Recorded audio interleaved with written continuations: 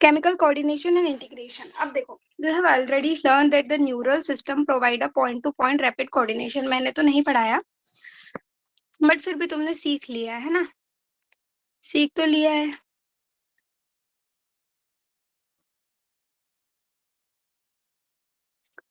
Net slow है, मैंने wifi change किया है, अब ठीक है।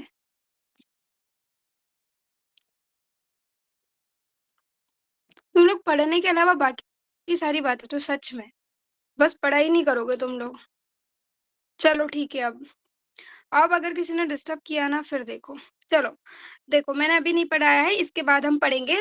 बट होता है न्यूरल सिस्टम में, क्योंकि तुमने तुम्हारे कोचिंग में पढ़ा होगा, point two point rapid coordination होता है, क्योंकि नर्व एक दूसरे से कनेक्टेड होती है, न्यूरॉन्स कनेक्टेड होते हैं among organs. The neural coordination is fast but short live. देखो, जो न्यूरल कोऑर्डिनेशन होता है वो फास्ट तो बहुत होता है, बट बहुत कम टाइम के लिए होता है। As the nerve fibre do not innervate all cells of the body, the cellular function need to be continuously regulated.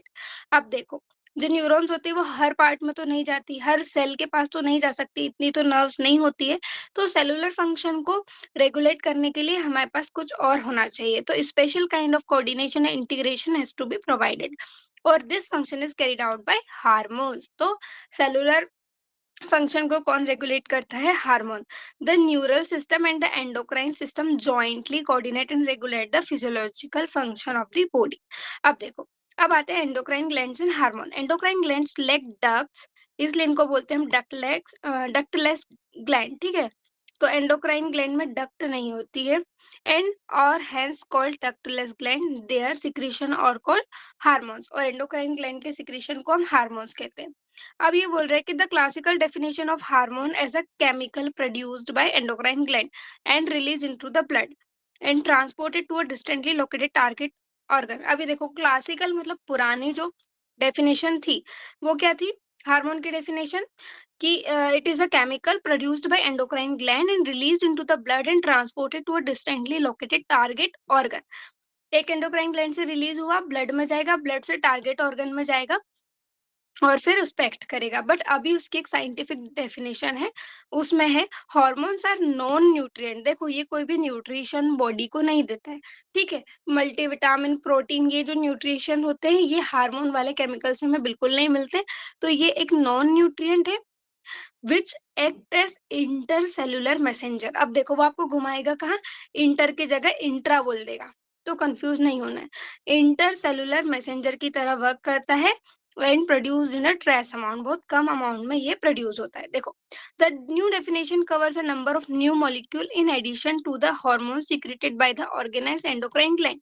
अब देखो, नई डेफिनेशन में कहीं भी ये नहीं दिया हुआ है कि कहीं लिखा है क्या एंडोक्राइन ग्लैंड, यहाँ पे बस लिखा है hormones are non nutrient chemical. But जो क्लासिक डेफिनेशन थी उसमें साफ साफ लिखा था कि chemical produce by endocrine gland. तो जो न्यू डेफिनेशन है इसके अकॉर्डिंग कुछ नए मॉलिक्यूल भी ऐड हो जाते हैं, मतलब जो ऑर्गेनाइज एंडोक्राइन ग्लैंड है हमारी बॉडी में, उनके अलावा और कहीं कहीं से भी जो सिक्रेशन हो रहे हैं उनको भी हम हार्मोन का नाम दे देते हैं। अब जो इनवर्टिब्रेट होते हैं उनमें सिंपल एंडोक्राइन सिस्टम होता है, तो सारे सिस्टम की बात है। इनवर्टिब्रेट में सिंपल होता है, वर्टिब्रेट में कोई भी सिस्टम कॉम्प्लेक्स फॉर्म में होता है with few hormones, whereas a large number of chemical act as hormones and provide coordination in the vertebrates, ठीक है। the human endocrine system is described here। अब देखो, एंडोक्राइन ग्लैंड, तो सबसे पहले हम पढ़ रहे हैं human endocrine system। देखो, the endocrine gland and hormone producing diffused tissue cells located in different parts of the body constitute the endocrine system। endocrine system क्या होता है? जो हार्मोन प्रोड्यूसिंग या तो डिफ्यूज्ड टिश्यू है या फिर सेल है, जो कि बॉडीज के डिफरेंट डिफरेंट पार्ट्स में होता है, ठीक है, लोकेटेड होता है, उसको हम कहते हैं, सॉरी, उसको हम कहते हैं हमारा एंडोक्राइन सिस्टम। अब उसमें एंडोक्राइन सिस्टम में ग्लैंड कौन कौन सी होती है? होती है हमारी pituitary, pineal, thyroid, adrenal, pancreas, parathyroid, thymus and gonads. Gonads में क्या है? Testis in male and ovary in female are the organised endocrine bodies. ये तो ऑर्गेनाइज है, मतलब हमेशा ऐसी होती है, और ठीक है, हमेशा ऐसी होती है, इनमें कोई चेंजेस नहीं है हर बॉडी में। होनी ही होनी है। पर इन एडिशन टू दिस जिनकी इन जो ऑर्गेनाइज्ड एंडोक्राइन बॉडीज है इनके अलावा कुछ एडिशन में है, जैसे कि जीआईटी जो हमारा गैस्ट्रोइंटेस्टाइनल ट्रैक्ट होता है, लिवर होता है, किडनी होता है, हार्ट होता है, ये भी कुछ हार्मोन्स प्रोड्यूस करता है। इनको भी हम हार्मोन में काउंट करेंगे as a new definition. A brief account of the structure and function of all major endocrine glands and hypothalamus of the human body is given in the following section. अब देखो, सबसे पहले ये हमारा pineal gland, ये हमारा hypothalamus, ये हमारा पिट्यूटरी, थायराइड, देन पैराथायराइड, फिर उसके बाद है थाइमस, पेंक्रियास, और किडनी के ऊपर होता है एड्रिनल, मेल में होता है टेस्टिस और फीमेल में होती है ओवरी। तो सबसे पहला ग्लैंड पढ़ेंगे हम हाइपोथैलेमस। देखो, the hypothalamus is the basal part of the diencephalon forebrain. ठीक है, जो हमारा ब्रेन होता है 3 पार्ट में डिवाइड है, आपको पता है, fore brain, mid brain and hind brain. अब फोर ब्रेन में भी ना और पार्ट होते हैं, डाइनसेफेलॉन, मेटेनसेफेलॉन, मेसेनसेफेलॉन, वो तुम्हारे लेवल की चीज नहीं है। तुमको क्या याद रखना, डाइनसेफेलॉन फोर ब्रेन का एक पार्ट है। काय का पार्ट है? फोर ब्रेन का पार्ट है, मार्क करो। फोर ब्रेन की जगह वो मिड ब्रेन, हाइंड ब्रेन कुछ भी लिख देगा, तो तुम कंफ्यूज मत करना खुद को, ठीक है। और डाइनसेफेलॉन, और सबसे पहले एक और चीज याद रखनी है, अगर उसने बेसल की जगह अपर पार्ट लिख दिया तो तुम्हारा गलत हो जाएगा, ठीक है। तो बेसल पार्ट पे मार्क करो, बेसल पार्ट है डाइनसेफेलॉन का, वो भी फोर ब्रेन का, ठीक है। अब ये क्या करता है, it regulates a wide spectrum of body function, मतलब कि इसका कोई स्पेसिफिक फंक्शन नहीं है, एक बहुत वाइड स्पेक्ट्रम पे वर्क करता है। सतेंद्र, प्लीज आप अपना कैमरा ऑफ कर दीजिए, आपका पंखा मुझे डिस्ट्रैक्ट कर रहा है थोड़ा सा, ठीक है। चलो, उसके बाद आता है, देखो, ये wide spectrum of body function को रेगुलेट करता है। It contains several group of neurosecretory sales. Neurosecretory cells होते हैं इसमें, क्योंकि देखो ब्रेन में है तो उनको न्यूरो बोलेंगे, ठीक है, और वो सिक्रीशन कर रहे हैं हार्मोन का, तो सिक्रीटरी। सिंपल है, वर्ड्स को तोड़ के पढ़ो, तो न्यूरो सिक्रीटरी सेल्स होते हैं इसमें, और उन न्यूरो सिक्रीटरी सेल को हम बोलते हैं न्यूक्लियाई, ठीक है, विच मैम प्रोड्यूस। वीडियो ऑफ करने के बोलिए। बेटा, आपको उनके वीडियो से क्या प्रॉब्लम हो रही है? मुझे प्रॉब्लम थी, मैंने बोल दिया ना। आप पढ़ाई पे फोकस क्यों नहीं कर रहे हो प्रिया, ये बताओ? बाकी सारी चीजों पे बराबर ध्यान है, डिस्टर्ब नहीं करना है ऐसे, बोल दिया ना मैंने। चलो ठीक है, अब देखो, several group of neurosecretory cells called nuclei which produce hormones. देखो, this hormones regulate the synthesis and secretion of pituitary hormone. मतलब देखो, ये हमारे पिताजी, पी से पिट्यूटरी, पी से पिताजी, और पिताजी के भी पिताजी मतलब हमारे दादा हैं हाइपोथैलेमस। तो हाइपोथैलेमस कंट्रोल करता है पिट्यूटरी को, एंड पिट्यूटरी कंट्रोल करता है और उसके फंक्शन करता है, किसी को कंट्रोल नहीं कर रहा है, करता है वैसे, आगे बताती हूँ, ठीक है। तो this hormone regulate the synthesis and secretion of pituitary hormone. अब देखो, how are the hormone produced by hypothalamus are two type. Hypothalamus दो टाइप के हार्मोन प्रोड्यूस करता है, releasing hormones which stimulate secretion of pituitary hormones, and the inhibiting hormone which inhibit the secretion of pituitary hormone. अब देखो, दादाजी पिताजी को control कैसे करते हैं, किसी किसी काम में तो स्टिमुलेट करते हैं कि हाँ बेटा जाओ वैसा करो, वेरी गुड, शाबाश।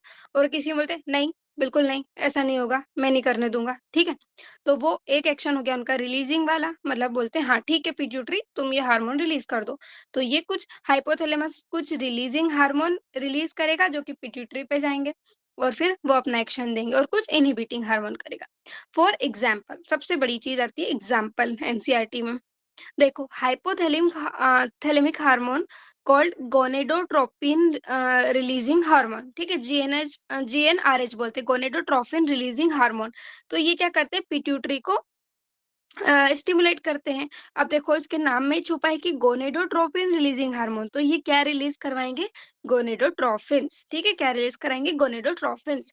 तो gonadotropin releasing hormone which stimulate the pituitary synthesis and release of gonadotrophins. On the other hand somatostatin, ठीक है, सोमेटोस्टेटिन का नाम है, इसमें इनहिबिटिंग नहीं आ रहा है, इसका नाम ही सोमेटोस्टेटिन है, पर ये एक इनहिबिटिंग हार्मोन है। देखो, स्टैटिक्स मतलब रोकना होता है किसी भी चीज को, स्टेट, ठीक है। जैसे इलेक्ट्रोस्टैटिक्स, जब चार्ज रुका होता है तो हमको स्टैटिक्स बोलते हैं, ठीक है। तो ये हो गया सोमेटोस्टेटिन, मतलब ये रोक रहा है। तो ये इनहिबिट कर रहा है release of what, growth hormone को पिट्यूटरी से रिलीज होने से रोक रहा है। तो ये दो एग्जांपल हो गए, एक रिलीजिंग का, एक इनहिबिटिंग का। This hormones originating in the hypothalamic neuron pass through axon and are release from their nerve ending. अब देखो, ये हार्मोन कहाँ से? हाइपोथैलेमस के न्यूरॉन से ओरिजिनेट हो रहे हैं। फिर उसके एक्सोन में, जैसे न्यूक्लियाई से ओरिजिनेट हो रहे थे और एक्सोन में जाके रिलीज कर रहे हैं इनकी नर्व एंडिंग पे। तो सिंपल सी चीज है। देखो, ग्रुप ऑफ सेल बॉडीज होती हैं जो न्यूरॉन की, उनको हम न्यूक्लियाई बोलते हैं। फिर उनके ये हैं एक्सॉन्स और ये नर्व एंडिंग। तो यहाँ पे हार्मोन रिलीज होता है, यहाँ से ट्रांसपोर्ट होता है, यहाँ जाके रिलीज कर देता है। These hormones reach the pituitary gland through a portal circulatory system and regulate the function of anterior pituitary।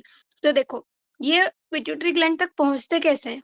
Release तो वो हाइपोथैलेमस में ही हो रहे हैं ना। अब कोई डक्ट तो है नहीं, क्योंकि तो डक्टलेस ग्लैंड है। कैसे पूछते हैं? Through a portal circulatory system से। इसको याद रखना, ये समझाऊंगी बाद में, अभी वो डाइजेशन वाले चैप्टर में आता है, पर अभी हम डीप में नहीं जाएंगे। Through a portal circulatory system and regulate the function of the anterior pituitary. The posterior pituitary, देखो, the posterior pituitary is under the direct neural regulation of the hypothalamus. ठीक है। देखो, एंटीरियर पिट्यूटरी में तो blood के through जा रहे हैं, मतलब पोर्टल सर्कुलेटरी सिस्टम। लेकिन जो पोस्टीरियर पिट्यूटरी होता है ना, उसमें डायरेक्ट न्यूरॉन से जाते हैं। तो the posterior pituitary is under the direct neural regulation, is under the direct neural regulation of the hypothalamus. Sorry guys. Hypothalamus के दो हार्मोन हो गए, रिलीजिंग, इनहिबिटिंग। ठीक है। अब उसमें रिलीजिंग का एग्जांपल है गोनेडोट्रोपिन रिलीजिंग हार्मोन, जो कि गोनेडोट्रोपिन रिलीज करवाता है, और इनहिबिटिंग का है सोमेटोस्टेटिन। अब दूसरा ग्लैंड आ गया हमारा पिट्यूटरी ग्लैंड। देखो, पिट्यूटरी ग्लैंड में एक चीज समझाती हूँ। ये है हमारा पिट्यूटरी। तो the pituitary gland is located in a bony cavity called sella turcica. बहुत इंपॉर्टेंट क्वेश्चन है। एक बोनी कैविटी होती है हमारी बोन में, जो हमारा स्कल होता है उसमें कैविटी होती है, जो उसको हम बोलते हैं सेला टर्सिका। क्या बोलते हैं? सेला टर्सिका। और उसमें पिट्यूटरी ग्लैंड रखा हुआ होता है सेफली। ठीक है। And it is attested to hypothalamus by a stalk. अब देखो, ये है हमारा हाइपोथैलेमस। ठीक है। और ये रहा बीच में स्टॉक, जो बीच में स्टॉक है। और ये है हमारा पिट्यूटरी। अब देखो, इट इज डिवाइडेड एनाटोमिकली, मतलब स्ट्रक्चरल वाइज ये दो पार्ट में डिवाइड होता है, adeno hypophysis and neuro hypophysis. अब देखो, ये है पोस्टीरियर पिट्यूटरी, जिसको हम बोलते हैं न्यूरो हाइपोफाइसिस। अब थोड़ा सा कॉमन सेंस लगाओ, उसको न्यूरो क्यों बोला है? वहां पे न्यूरो वर्ड है क्योंकि डायरेक्ट न्यूरल रेगुलेशन में। अब देखो, इसमें जो हाइपोथैलेमस से न्यूरॉन आ रहा था, वो डायरेक्ट यहाँ पे रिलीज कर रहा है पोस्टीरियर। डायग्राम में साफ साफ दिया है, हाइपोथैलेमस से जो न्यूरॉन आ रहा था वो डायरेक्ट पोस्टीरियर पिट्यूटरी पे रिलीज कर रहा है। तो इसको हम बोलते हैं न्यूरो हाइपोफाइसिस। हाइपोथैलेमस का हाइपोफाइसिस और उसके डायरेक्ट न्यूरल रेगुलेशन में है, तो न्यूरो हाइपोफाइसिस। समझ गए? और ये एडिनो हाइपोफाइसिस। तो यहाँ पे देखो, न्यूरॉन आ तो रहा है पर पूरा एंटीरियर पिट्यूटरी तक नहीं आ रहा है, वो यहाँ रिलीज कर रहा है।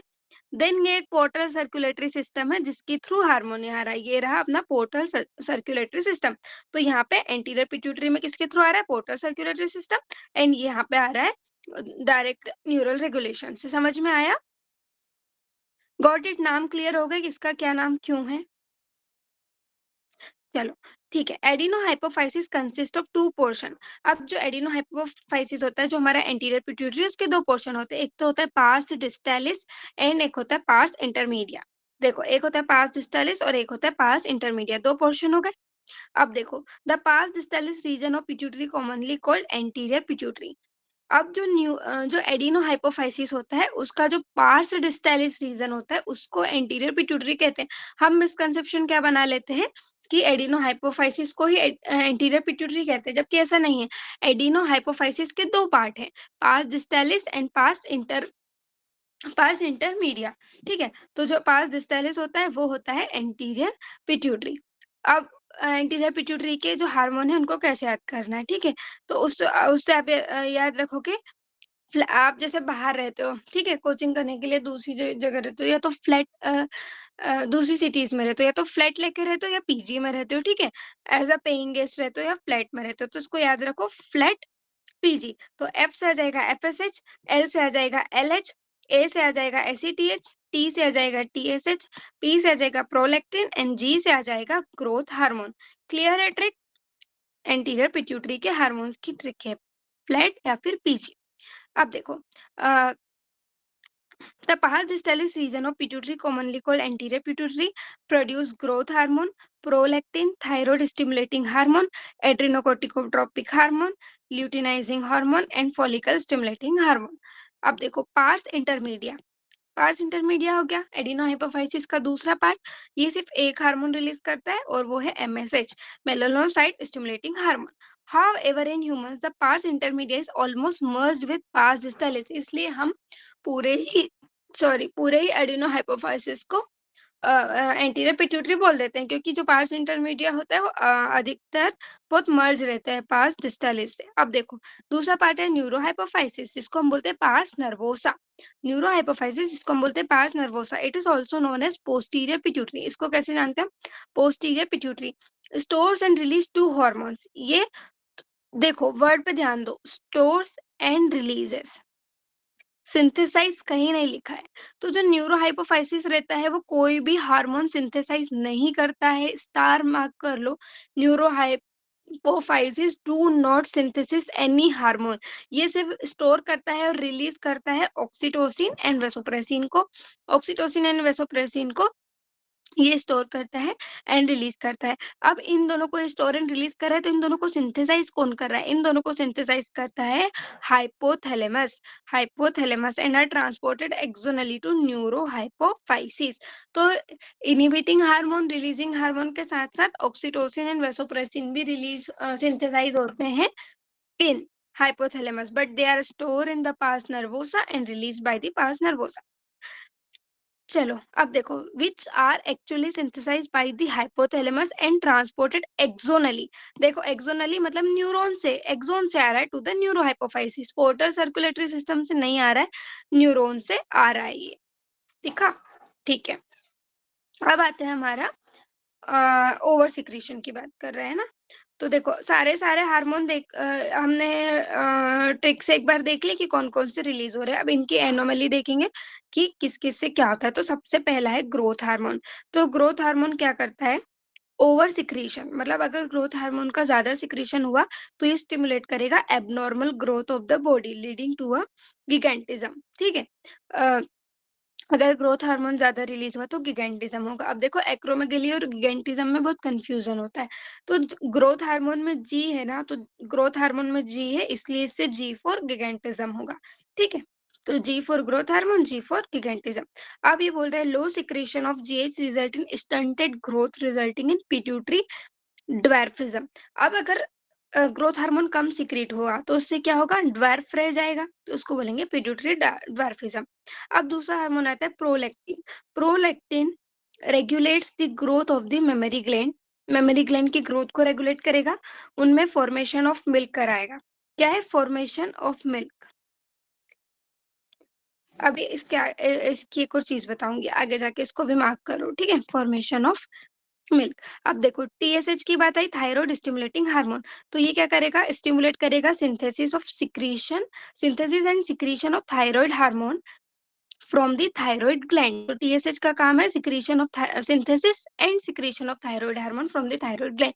अब है एड्रिनोकोर्टिकोट्रोपिक हार्मोन। ये क्या स्टिमुलेट करता है? Synthesis and secretion of steroid hormone.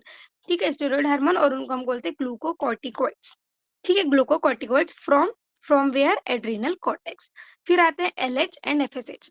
LH and FSH stimulate gonadal activity and hence called gonadotropin. Gonadal activity क्या होती है?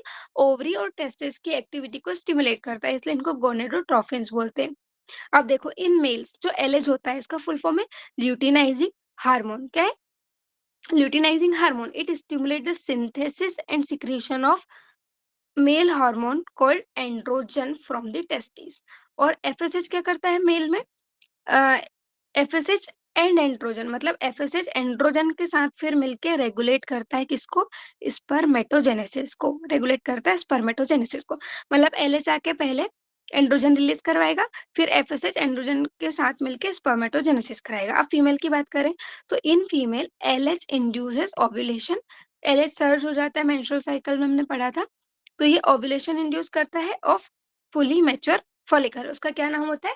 Graafian follicle. ठीक है, and maintain the corpus luteum, और कॉर्पस ल्यूटियम को मेंटेन भी करता है। तो एलएच के दो फंक्शन हो गए, मतलब अगर वहाँ पे देखें कि कॉर्पस ल्यूटियम को कौन मेंटेन कर रहा था, तो वही ल्यूटिनाइजिंग हार्मोन भी कर रहा था। अब ये कॉर्पस ल्यूटियम काहे से बनता है? Form from the remnant of the Graafian follicle after ovulation. ये मैंने ह्यूमन रिप्रोडक्शन में भी पढ़ाया था। चलो, अब आती है एफएसएच फीमेल्स में क्या करता है? तो ये ग्रोथ एंड डेवलपमेंट कराता है ओवेरियन फॉलिकल्स की इन फीमेल्स। अब आता है अगला hormone, that is MSH, melanocyte stimulating hormone. इसको कौन रिलीज करता है, जल्दी बताओ? मेलेनोसाइट स्टिमुलेटिंग हार्मोन को कौन रिलीज करवाता है?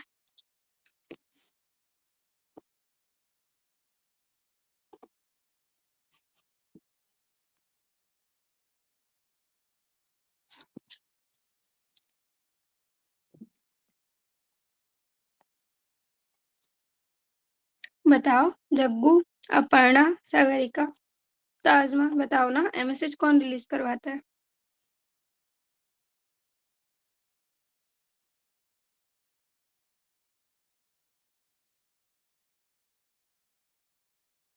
नहीं बता रहे हो? चलो ठीक है। पिट्यूटरी ग्लैंड नहीं, पिट्यूटरी ग्लैंड का पार्ट बताओ। हाँ, पार्स इंटरमीडिया करवाता है, गुड। ऑन दी और एमएसएच एक्ट क्या करता है? Act on the melanocytes. ये सेल्स होते हैं जिनमें मेलेनिन होता है, ठीक है? मेलेनिन कंटेनिंग सेल्स को हम बोलते हैं मेलेनोसाइट। और ये रेगुलेट करता है पिगमेंटेशन ऑफ द स्किन। अगला आता है ऑक्सीटोसिन। इसको रिलीज कौन कर इसको ऑक्सीटोसिन को सिंथेसिस कौन करता है? ऑक्सीटोसिन सिंथेसिस कौन करता है? ऑक्सीटोसिन सिंथेसिस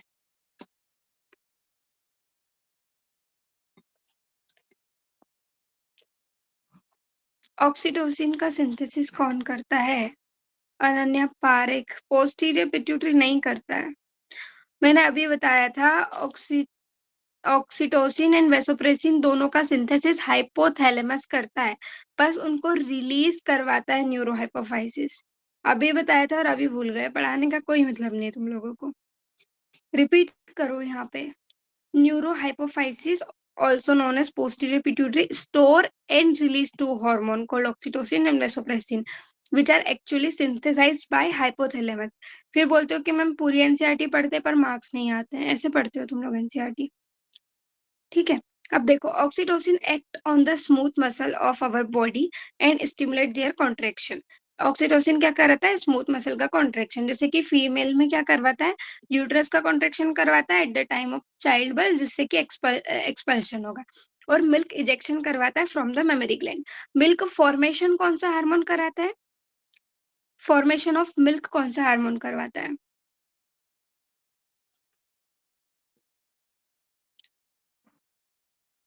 साक्षी, अनन्या, प्रिया, सागरिका, बताओ। प्रोलैक्टिन, हाँ, फॉर्मेशन ऑफ मिल्क प्रोलैक्टिन करवाता है, लेकिन मिल्क का इजेक्शन कौन करवाता है? ऑक्सीटोसिन, ठीक है? Milk ejection from the memory gland कौन करवाता है? ऑक्सीटोसिन। अब आता है last hormone, vasopressin. Vasopressin act कहाँ करता है? किडनी पे, एंड स्टिमुलेट करता है रीअब्जॉर्प्शन ऑफ वाटर। क्या स्टिमुलेट करता है? Reabsorption water and electrolyte by the distal tubule. Distal tubule मतलब डीसीटी। इसकी जगह वो पीसीटी लिख देगा तो गलत हो जाएगा। टीसीटी से करवाता है। And thereby reduce loss of water through urine, उसको हम बोलते हैं डायूरेसिस। लॉस ऑफ वाटर को डायूरेसिस बोलते हैं, और ये डायूरेसिस को बचाता है।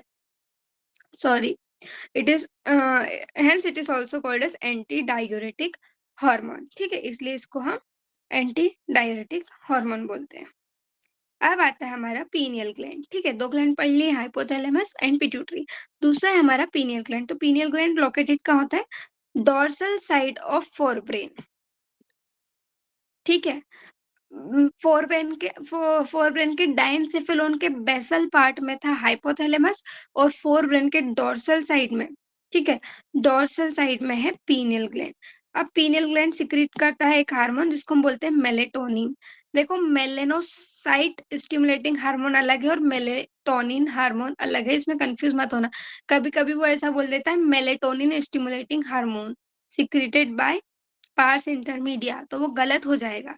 मेलेटोनिन स्टिमुलेटिंग नहीं होता है, वो मेलेनोसाइट स्टिमुलेटिंग होता है, क्योंकि वो सेल्स को जाके स्टिमुलेट कर रहा है जिसके अंदर मेलेनिन कंटेंट है। ताजमा को समझ में आ गया? ठीक है, good. Pineal pineal secretes a hormone called melatonin. Melatonin play a very important role in the regulation of 24-hour diurnal rhythm of our body. ठीक है. मेलेटोनिन क्या मेलेनिन क्या करवा रहा था? पिगमेंटेशन. और मेलेटोनिन क्या करवा रहा है? Diurnal rhythm. मतलब हमारी जो बायोलॉजिकल क्लॉक है, रात रात होते ही नींद आने लगती है, सुबह होती ही सूरज निकलता है, नींद खुल जाती है, 2 बजे भूख लग रही है, 8 बजे भूख लग रही है, कब क्या हो रहा है, ये सब रिदम मेंटेन करवाता है. अब उसके बाद और भी इसके काम है. It help in the maintaining the normal rhythm of sleep wake cycle, सोने उठने की. Body temperature. Body temperature. In addition, melatonin also influences metabolism. Metabolism को भी इन्फ्लुएंस करता है, पिगमेंटेशन को भी करता है. देखो, मेलेनिन भी पिगमेंटेशन करवा रहा है और मेलेटोनिन भी इन्फ्लुएंस कर रहा है, पर जो मेन रोल है वो मेलेनिन का है. फिर ये मतलब ये जो है ना पीनियल ग्लैंड, ये हमारी तीसरी आंख है, ये समझ लो. ये सब कुछ करवा रही है. ये देखो, स्लीप वेक करवा रही, body temperature, pigmentation, menstrual cycle, as well as defence capability. मतलब हमारे इम्यून सिस्टम में भी हेल्प कर रही है. ठीक है.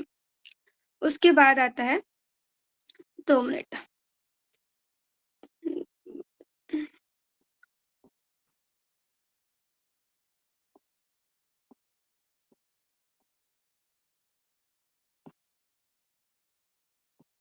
ये चैप्टर आज खत्म करूँ या 2 दिन में पढ़ूं? 2 दिन में पढ़ाऊंगा. तो अभी बचा हुआ है हमारा 1 पेज, 2, 3, 4, 5. ठीक है, थाइमस तक पढ़ लेंगे आज. चलो, अब आता है हमारा थायराइड ग्लैंड. ठीक है. तो thyroid gland, the thyroid gland is composed of 2 lobes which are located on either side of the trachea. देखो, ये ट्रैकिया है, इसके ईदर साइड मतलब दोनों साइड, एक एक लोब है, ये दोनों लोब हो गए. तो ये दोनों लोब हो गए. Both the lobes are interconnected with a thin flap of connective tissue called isthmus. ये बीच में कनेक्टिव टिश्यू के थीन फ्लैप से कनेक्टेड है दोनों लोग, इसको हम बोलते हैं स्थमस. ठीक है. The thyroid gland is compose of follicles. ठीक है. थायराइड ग्लैंड में क्या होता है? फॉलिकल्स होता है, स्ट्रोमल टिश्यू. 2 चीज से कंपोज है, composed of follicles and stromal tissue. Each thyroid follicle is composed of follicular cell enclosing a cavity. अब देखो, ऐसे होते हैं थायराइड फॉलिकल्स में, ऐसे फॉलिकुलर सेल्स होते हैं और बीच में फॉलिकुलर कैविटी होती है. ठीक है.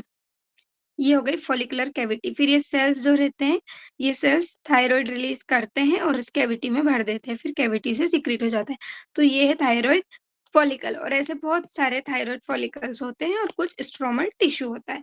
तो ये हो गया थायराइड का composition. This follicular cell synthesise 2 hormone, tetra iodothyronine, और टेट्रा आयोडोथायरोनिन का दूसरा नाम है thyroxine, and try iodothyronine. T3 और T4 2 हार्मोन रिलीज करता है. ठीक है. और इसको स्टिमुलेट कौन करता है? TSH, thyroid stimulating hormone.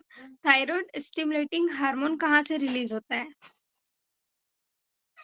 बताओ, थायराइड स्टिमुलेटिंग हार्मोन कहाँ से रिलीज होता है? हेलो कृति, कृति, कृति, कृति. थायराइड स्टिमुलेटिंग हार्मोन कहाँ से रिलीज होता है?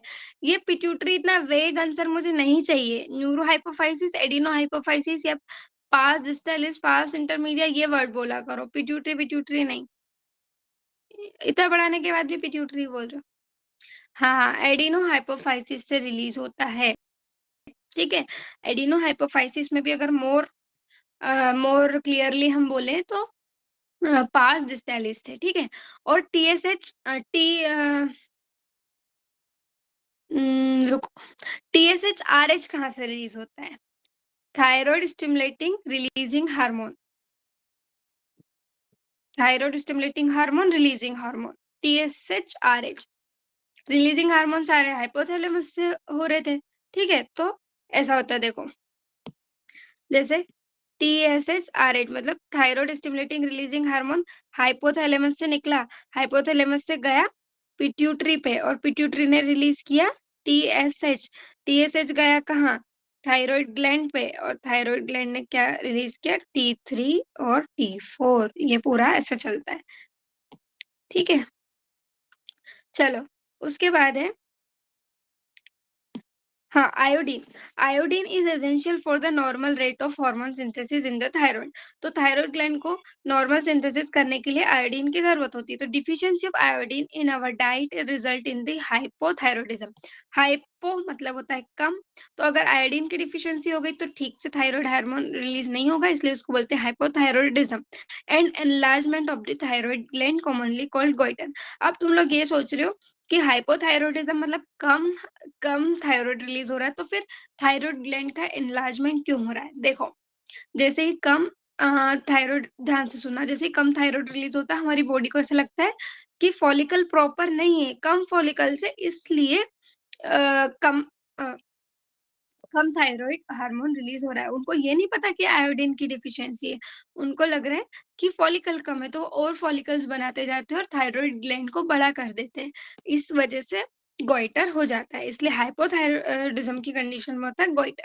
हाइपोथायरॉयडिज्म ड्यूरिंग प्रेगनेंसी, अगर कोई प्रेग्नेंट वुमन है और उसको थायरॉइड हार्मोन की कमी है, तो उसके बेबी का डिफेक्टिव डेवलपमेंट होगा एंड मैच्योरेशन भी डिफेक्टिव होगा, ठीक है? इसलिए उसकी स्टंटेड ग्रोथ रहेगी और इसको हम बोलते हैं क्रिटिनिज्म। क्या बोलते हैं? क्रिटिनिज्म या फिर मेंटल रिटार्डेशन। अब वो कम इंटेलिजेंट रहेगा, लो इंटेलिजेंस क्वोटिएंट रहेगा उसका, आईक्यू कम रहेगा, एबनॉर्मल स्किन रहेगी और डीप म्यूटिज्म रहेगा। इन एडल्ट वुमेन अगर हाइपोथायरॉयडिज्म है तो वो मेंस्ट्रुअल साइकिल को इरेगुलर कर सकता है due to cancer of thyroid gland or due to development of nodules of the thyroid gland, the rate of synthesis and secretion of the thyroid hormone is increased. Iodine की कमी से हो रहा था हाइपोथायरॉयडिज्म और अब इंक्रीज कैसे हो रहा है? या तो cancer of the thyroid gland से या फिर development of nodule of the thyroid gland से। तो ये दो पॉइंट याद रखो कि इंक्रीज कैसे हो रहा है। बहुत वजह होती है इंक्रीज होने की, पर एनसीईआरटी में ही दिया है। The rate of synthesis and secretion of the thyroid hormone is increase to abnormal high level leading to a condition called hyperthyroidism। अगर नॉर्मल बोल दिया तो नॉर्मल हाई लेवल नहीं होता है, कुछ भी एबनॉर्मल होता है। hyperthyroidism which adversely affect the body physiology। अब देखो, thyroid hormone play an important role in the regulation of the basal metabolic rate. Thyroid hormone क्या कर रहा है? बीएमआर को रेगुलेट कर रहा है और क्या कर रहा है? रेड ब्लड सेल फॉर्मेशन करवा रहा है। तो चलो, पहला हार्मोन हमारे पास आया जो कि आरबीसी को फॉर्मेशन करवा रहे, तो हम आरबीसी फॉर्मेशन वाले हार्मोन अलग लिखेंगे, ठीक है? आरबीसी का फॉर्मेशन कौन करवा रहा है? एक तो हो रहा था थायराइड हार्मोन, ठीक है? उसके बाद देखो, आरबीसी फॉर्मेशन कराया। This hormone thyroid hormone control the metabolism of carbohydrate, protein and fat. तो कार्बोहाइड्रेट, प्रोटीन एंड फैट का मेटाबॉलिज्म कराता है। Maintenance of water and electrolyte भी करवाता है, influence by the thyroid hormone. उसके बाद thyroid gland also secret a protein hormone called thyrocalcitonin. एक और हार्मोन रिलीज करता है थायरोकैल्सिटोनिन, नाम में ही कैल्सी है। क्या है? नाम में ही कैल्सी है। तो ये रेगुलेट करता है ब्लड कैल्शियम लेवल। ये हमारा रेगुलेट करता है ब्लड कैल्शियम लेवल। अब देखो, फिर दूसरा ग्लैंड है हमारा पैराथायरॉइड। जो हमारा थायराइड ग्लैंड होता है ना, ऐसा गंदा बनाया रखो, ऐसा उसके पीछे ऐसे पैराथायरॉइड ग्लैंड लगे हुए होते हैं। तो in humans 4 parathyroid glands are present on the back side, front side नहीं, back side of the thyroid gland. One pair each in the 2 lobe, मतलब हर लोब पे 2 पैराथायरॉइड ग्लैंड होते हैं। तो 2 लोब है और दोनों लोब पे 2-2 पैराथायरॉइड ग्लैंड है, तो टोटल 4 पैराथायरॉइड ग्लैंड होते हैं। The parathyroid gland secrete a peptide hormone called parathyroid hormone (PTH). parathyroid hormone release करता है और the secretion of PTH is regulated by the circulating level of calcium ion। अब देखो, again एक ion आ गया, तो PTH को कौन रेगुलेट कर रहा है? कैल्शियम, ठीक है? और वही थायराइड को कौन रेगुलेट कर रहा था? थायराइड को कौन रेगुलेट कर रहा था? बताओ, बताओ, थायराइड को कौन रेगुलेट कर रहा था? हम्म, नहीं बताएंगे। हाइपो रेगुलेट कौन कर रहा था बेटा? थायराइड हार्मोन को रेगुलेट कौन कर रहा था? आयोडीन कर रहा था ना। जैसे पैराथायराइड को कर रहा है कैल्शियम, वैसे इसको आयोडीन कर रहा था। यार नहीं बच्चों, ऐसे क्या कर रहे हो तुम लोग? Parathyroid hormone increase the calcium level in the blood. अब पैराथायराइड हार्मोन क्या करता है? कैल्शियम लेवल को बढ़ा देता है। तो ये क्या करेगा? बढ़ाने के लिए PTH act on bone and stimulate the process of bone resorption, मतलब बोन डिसोल्यूशन। और उनका डीमिनरलाइज़ेशन। अब आपको पता है हमारी बॉडी का जो मोस्ट ऑफ द कैल्शियम रहता है, वो हमारी बोन में डिपॉज़िट होता है। सबसे ज़्यादा कहाँ होता है? बोन में।